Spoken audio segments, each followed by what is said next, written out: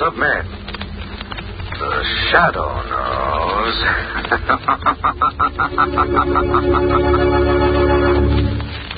Once again, your neighborhood blue coal dealer brings you the thrilling adventures of the shadow, the hard and relentless fight of one man against the forces of evil. These dramatizations are designed to demonstrate forcefully to old and young alike that crime does not pay.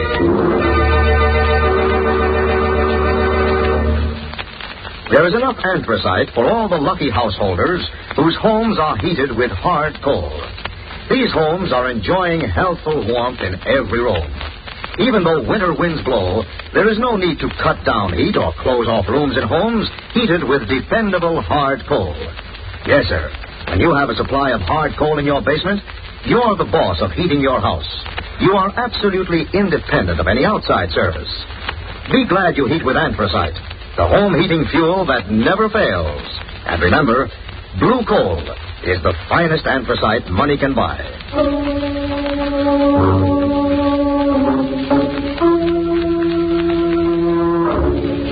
The Shadow, mysterious character who aids the forces of law and order, is in reality Lamont Cranston, wealthy young man about town.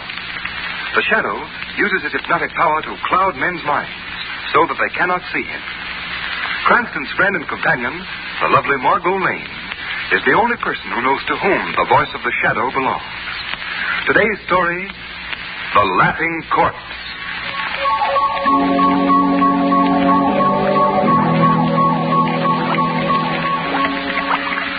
So when I see you come into the bar, I says to myself, there's a nice guy, I says.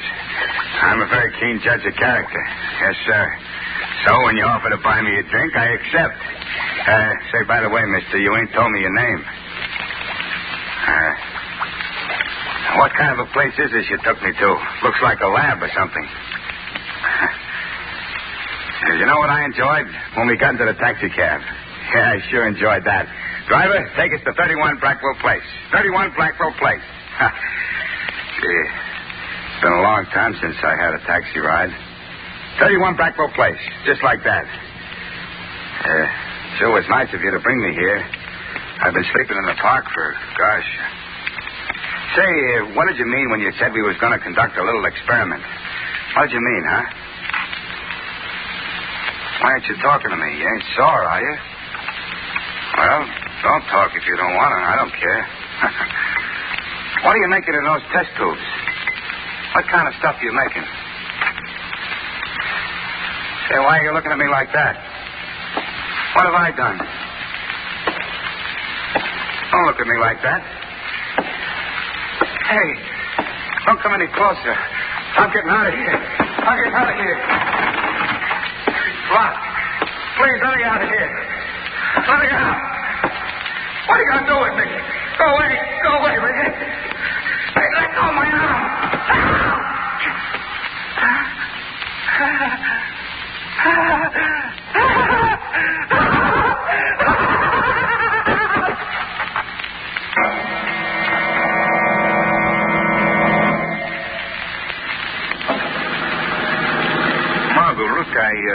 I do enjoy this lovely cab drive with you, but would you tell me where I'm going at this hour of the night? Well, Lamont, if you knew, you'd get angry. And not knowing makes me angrier. Shrevey. Yes, sir? Do you know where you're driving us to? Let me see now. What was the number of that place again, Miss Lane? What was it? 31 Blackwell Place, Shrevey. Oh, yeah, 31 Blackwell Place. Oh, I'm such a stupid. We've been there twice today, and all the time I keep forgetting the number. I got to get a new memory system I got to get. What was the old memory system, Shrevey? Oh, the old one was easy. You see, like, take, for instance... Which way are you going, Shrevey? Oh, excuse me. You take, for instance, the digits 3 and 1, which is the place we're going to now. I hooks the 3 up with my kid, which is 3 years old, and the 1 I remember is by thinking how in 1 year he's going to be 4. Simple, ain't it? Elementary. How could you possibly have forgotten the address for that system, Shrevey? You know how? I got myself all mixed up with my other kid, which is 6. Oh, I'm such a stupid. Shrevey, I feel just as stupid as you do. I still don't know where we're going and why we're going to this place at 11:30 at night. Well, if you wait till tomorrow, the apartment may be ready. Shrevey, now you've given it all away. Margot, are you taking me apartment hunting at this hour? You know I hate that. Oh, but Lamont, don't you see? I wouldn't take it unless you thought it was all right. I know, but... You know how I value your opinion. Well, why didn't you tell me sooner? Well, I wanted to surprise you. Okay, I'm hooked. What are you laughing about, Shrevey? Well, I was just thinking, Mr. Cranston. I was thinking how dames could twist guys right around their little fingers. They could twist them. That'll be about all from you, Shrevey. Don't talk so much. Yes, sir. All right for you, Mr. Cranston. You're pretty jumpy tonight, Lamont. What's the matter? Oh, nothing, Margot. I'm just bored, that's all. I know. You haven't had anything to keep you busy. No criminals to track down. That's... Shrevey, why'd you stop? Shrevey! Shrevey, why don't you answer? Mr. Cranston said I shouldn't talk. I shouldn't, so I ain't. Now, you see what you've done, Lamont? You've hurt Shrevey's feelings. I'm sorry, Shrevey. I'm in a bad humor tonight. No, you ain't, Mr. Cranston. Oh, yes, I am. Oh, here we are. This is the building, 31 Brackville Place. Yeah, it's 31 Blackwell Place. That's why I stopped, 31 Blackwell Place. Wait for us, Shrevey. Okay. Come on, up the flight of steps, Lamont. All right. This certainly is a weird-looking place. Well, that's just because it's dark. Looks all right in the daylight. Ring the superintendent's bell, will you, Lamont? Yes, right. Margot, won't he be angry at our disturbing him at this hour? Oh, no. He told me I could come back tonight to look at the apartment. Oh. Well, what's so exceptional about this apartment, Margot? Oh, Lamont, it has these high, old-fashioned ceilings and the most glorious view of the river. Well, what do you want? Oh, you remember me. I'm Margot Lane. I put a deposit down on one of the apartments here. So what? No, he won't be angry. Well, you said I could come back tonight to look at it. I said you could come back this evening. It's 11:30 now, young lady. You got me out of bed. Well, what did I tell you, Margot? Oh, please, Mr. My name is Lascom. Please, Mr. Lascom, I know it's very inconsiderate to bother you at this hour, but couldn't we please see the apartment? Oh, well, come in. Thanks. Down the end of this hall. Aren't there any lights? The bulb just burned out this evening. Oh, I see. Here we are. Just a minute now till I find the light switch. Nice bright place. There. How do you like it, Lamont? Like it? I think it looks terrible. Well, of course, the place needs redecorating. Yes, and badly. Well, look at the holes in the wall. What caused that? And the previous tenant was Dr. Destrup. He's a chemist. He used this apartment as a kind of a laboratory.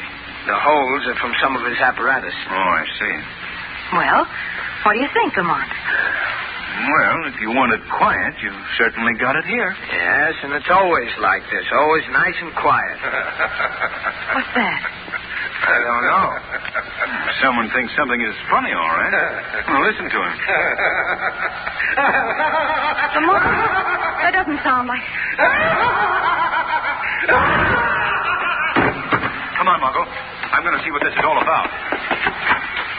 There, Lamont, across that door sill. Dr. Lorenz. Here, give me a hand. His body's so tense. As if he's had a convulsion or something. Let's turn him over. There we are.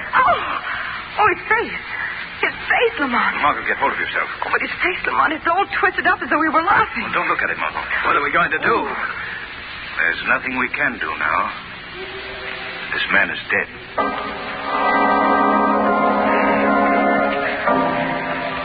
What makes you think Dr. Lorenz was murdered, Cranston? I don't know, Commissioner Weston. Just a hunch. Well, there's not a mark of violence on the body. Well, if you'd heard that terrible laugh, Commissioner, you'd think something was wrong, too. Miss Lane, I'm sorry. I didn't hear the laugh. But even if I had, there's still not a bit of evidence here. Not a single clue to indicate murder. Well, Commissioner... All right. Now, you Lascom is my name. Lascom. Now, what do you know about this? I told you nothing. I was showing Mr. Cranston and Miss Lane that apartment when it happened.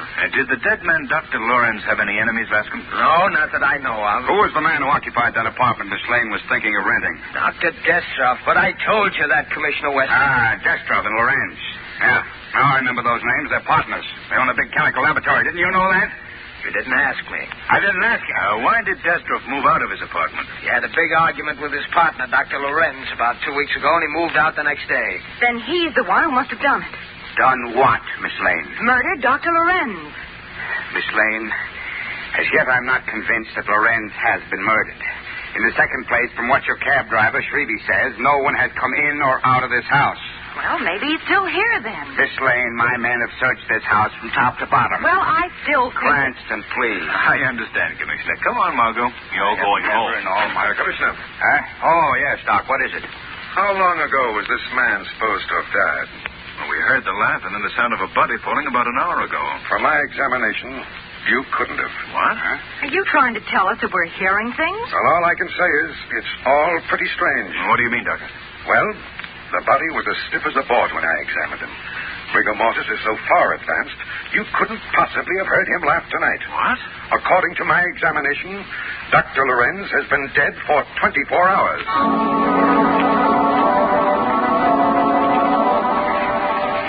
The way the medical examiner talked, you think we didn't know what we were doing, Lamont. How could the man be dead and laugh? The laughing corpse. It is pretty strange, Margot. I think Commissioner Weston ought to get a new medical examiner. That's what I think. Well, Margot, you remember when I went to turn Dr. Lorenz over, I remarked that the body was stiff? And it does look as if he'd been dead for some time. But that terrible laugh, Lamont. What of that? I don't know, Margot. And Lorenz's face was contorted as though he'd been laughing. Margot, I believe it was Lorenz that we heard. Why do you say that, Lamont? Now, look at this. Why, it's a little box. Looks like a jewel box. Yes. Read what's written inside the cover. You will laugh, but not from joy. You will laugh, and the laugh will be the laugh of death. Lamont. I found this little box lying in the floor near Lorenz's body before Weston came. What do you suppose was in it, Lamont? I don't know, Margot. But I'm going to find out. The Shadow is going to pay a visit to Dr. Destroff's laboratory tonight. Perhaps there I shall find the solution to the mystery of the laughing corpse.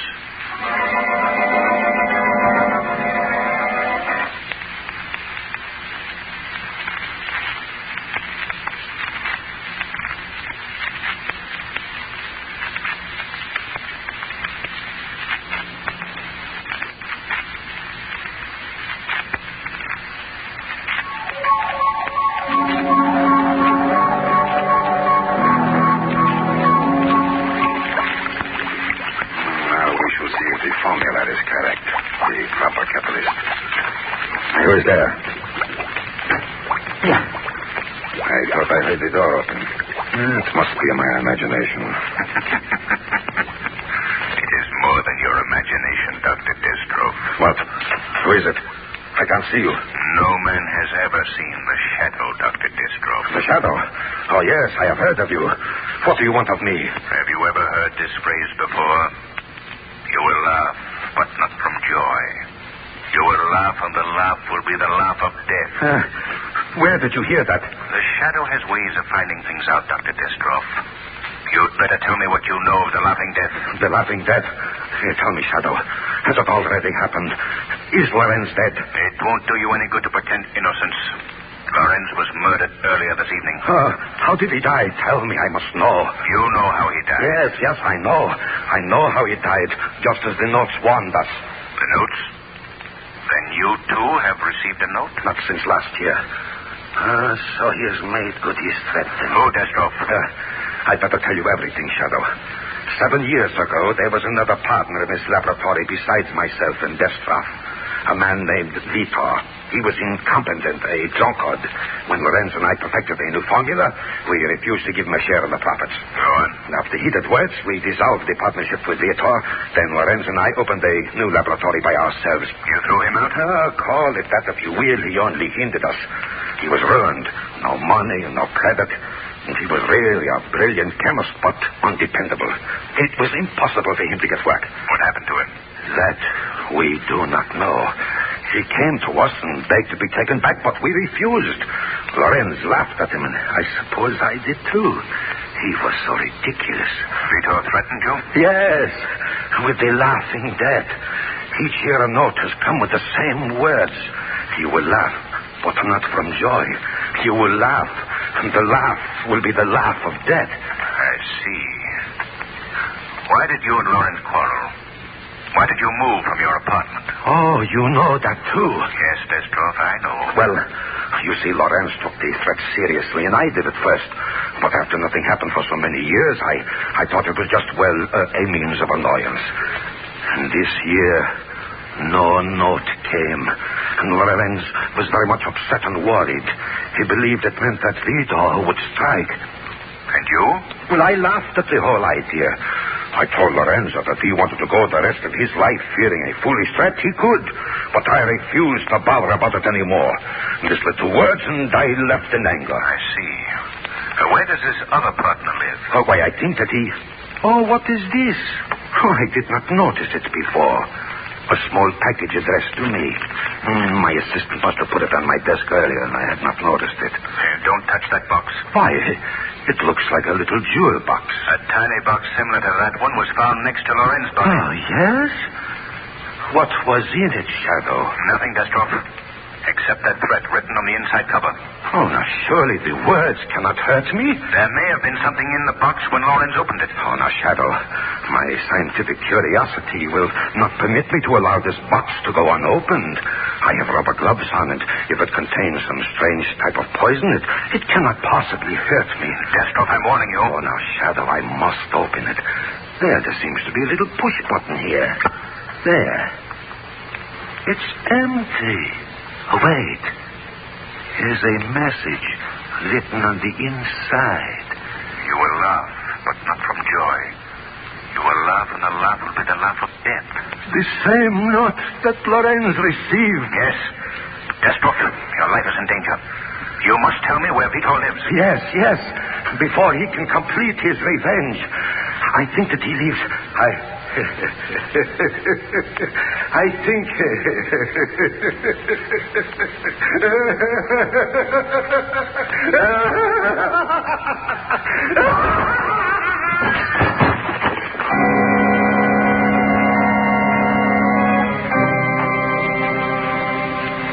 Where should I put these bundles, Miss Lane? Oh, just set them down anywhere, Shrevey. I'll put them away when the rest of the furniture comes. Okay, Miss Lane. Well, don't drop them right in the middle of the room, Shrevey. Well, you said just to put them down anywhere, you said. Well, I meant out of the way, over there in the corner someplace. Okay. Hey, what do you got in these packages? Handbills? Just odds and ends, Shrevey. There, how's that? That's fine. Now, is there anything else in your cab? Yeah, Miss Lane, a few more odds and evens. Mr. Cranston's bringing them up. Hey, open this door a little wider, someone. I can't get through. All right. How's that? What have you got in these bundles, Margot? They ain't handbills, they ain't. What? Put them down, Lamont, before he drops them. Yeah, not in the center of the room, Mr. Cranston. Out of the way, in the corner there. Shrevey, will you stop giving orders and do some work around here? Certainly. What could I do? What could I? Well, there isn't anything else to do until the rest of the stuff gets here. I should have been here an hour ago. Hey, you want I should go back to the old apartment and get them moving faster, you want? That might be a very good idea, Shrevey. Okay, I'll do it. I'll tell them a thing or two. I'll teach them a lesson they'll soon forget. Well, don't get too rough with us moving men, Shrevey. Remember the iron hand and the velvet glove. Well, I'll look... What? Oh, never mind, Shrevey. Hurry them up. The iron hand and a velvet glove. I guess that's a puzzle. Well, Margot, you thought of everything except one thing. What? What are you going to sit on while you wait for the movers to get here? Oh, I'll be too busy to sit down, Lamont. But you know, now that I'm here in this apartment, I'm not very keen on it. You're not? No. Well, isn't that just like a woman? What about the high ceilings and the glorious view of the river? Oh, that's all right, Lamont, but, well, this place gives me the creeps. I can still hear the sound of that horrible laugh. First you tell me you don't like the apartment, and then you persuade me to move here. Well, Margot, the reason I wanted you to rent this apartment is I believe that the solution to the laughing corpse may still be here. Well, that isn't going to make me feel any better about living here. Has the police found anything new, Lamont? No. A report from the medical examiner on Destroff's death was the same as for Lorenz. Death from causes unknown. And there was nothing in the little box when Destroff opened it? Not a thing, except that note. Here, look for yourself. Oh, yes. It's exactly like the little box you found in Lorenz's apartment. How do you open it, Lamont? Here, give it to me. See, you press this little button here in the center. Oh! What's the matter, Lamont? I pricked my finger on something sharp when I pushed the button. That's it, Margot. What? That must be the way the poison was administered. After Destro pressed the button to open the box, he started to laugh. Oh, Lamont, then you... Yes, that drug. Now I've got it, too. Oh, no, Lamont. Well, nothing's happened to me yet. Why did you break the box open, Lamont? See here, Margot. A tiny hypodermic needle concealed in the cover. When the button is pressed, the person pushing the button is given a dose of poison in the fingertip. Oh, Lamont, come on. I must get you to a doctor. Wait a minute, Margot. That won't be necessary. I'm going to be all right. But you... The needle must have been empty, Margot. Destrov got it all. Oh, thank heavens. You're all right. Margot, where's your phone? I've got to call Commissioner Weston immediately. The phone? Well, it hasn't been installed yet, Lamont. Oh, well, I'll go to the corner to phone. Come in.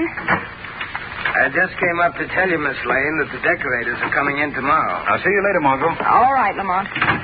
The decorators want to know if 8 o'clock will be all right with you. Oh, yes, that'll be fine, Mr. Lascom, thank you. Oh, there was something else I wanted to ask you about. The plumbing in the kitchen doesn't work very well, and do you think that... Or, Mr. Lascom, what's the matter? Where did you get this little box? Well, I don't see that that's any business of yours. Perhaps it is. More than you know. Tell me. Let go of my arm. What do you know? I'll scream for help. Go ahead. Scream. No one will hear you. We're quite alone here. You're the killer. You killed Lorenz and Destro. Well, suppose I did. You know now, but it won't do you any good to know. You're going to die. Lamont! Oh, go ahead. You're frightened, aren't you? In a moment, you'll think it's very funny, yes. Very humorous. Please. You'll laugh, yes. You'll laugh. Oh, no. And you will die laughing.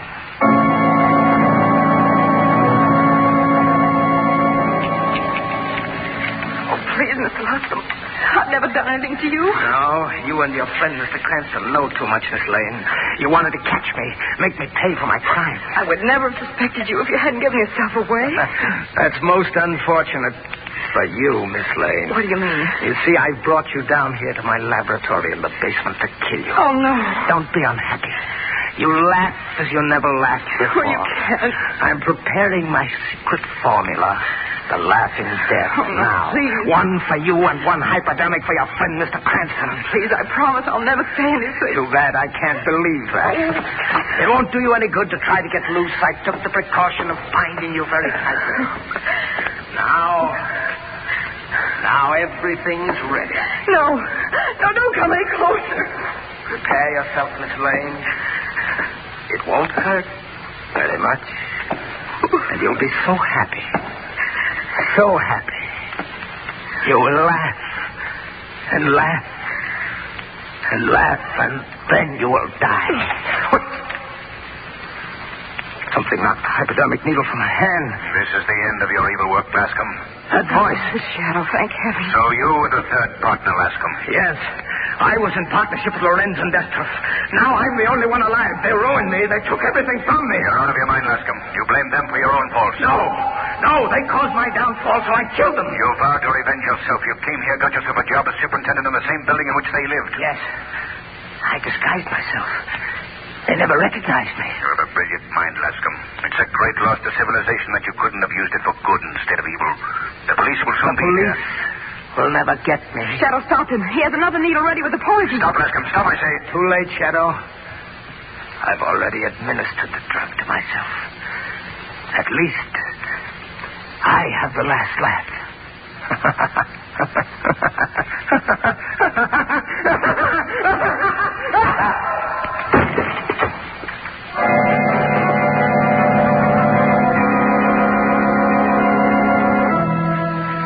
So you see, Margot, the plan was devilishly well executed. Well, how did you know where I was, Lamont? When I came back to the apartment after calling Weston, you were gone. I figured you were with the superintendent. You remember he came in just before I went out. Yes, Lascom, or whatever his name was. His real name was Vitor. Well, Vitor disguised himself and took the job here as superintendent of the building so he could watch his enemies, Destrov and Lorenz. That's right, Margot.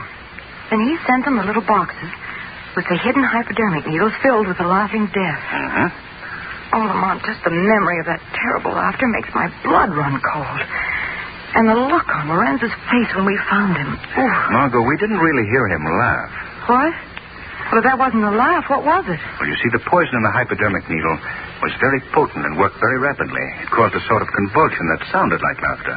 Well, if you're trying to tell me that the victims didn't enjoy themselves, you needn't go any farther.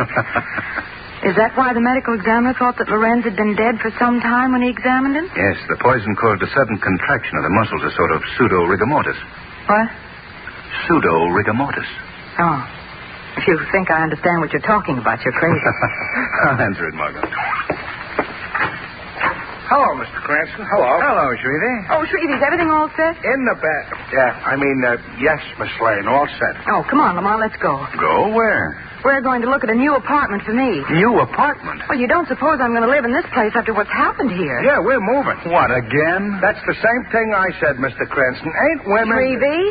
Oh, Miss Lane, I was only about to comment, ain't women wonderful? I got out of that one all right.